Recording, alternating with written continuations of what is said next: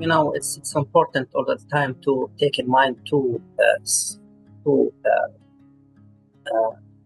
aspects. One is the impacting factors. In this case, it's the terror, the traumatization, the continuous attacks, the hearing of the bombardment, being pulled out of the rubble, being in a place that was heavily bombed, or just being sitting up, displaced, seeing your house destroyed, or just receiving a photo of your house that's not there anymore.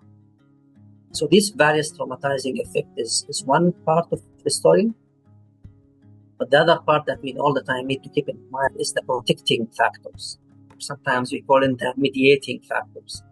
Factors that first help people cope with the atrocities, with the difficulties, help people recover, and help people go on with their lives. Now, the problem in Gaza Strip, it's not since October 7th. It had been all for years and for decades that we have a problem with the mediating factors. So one of the things is that we see symptoms of malnutrition, for example, since day one. Maybe not the first few days, a couple of weeks, but already we have heard about famine 3 or 4 months ago for Gaza and the north. And now things are alike in the southern area of Gaza Strip. So food is very important for our health. And it's not only for our physical health, but it's also for our mental health. Good food with good nutrient supply is very important for our growth. And this heavily affects the growth of children and affect the way they think at things and the way they can,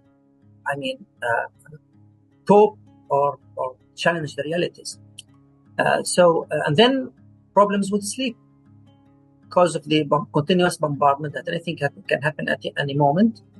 And at the same time, when you are staying in tents, I think 2/3 of the population now, maybe more than 1.5 million people, they live in tents. And tents are extremely hot during the day and extremely cold during the night.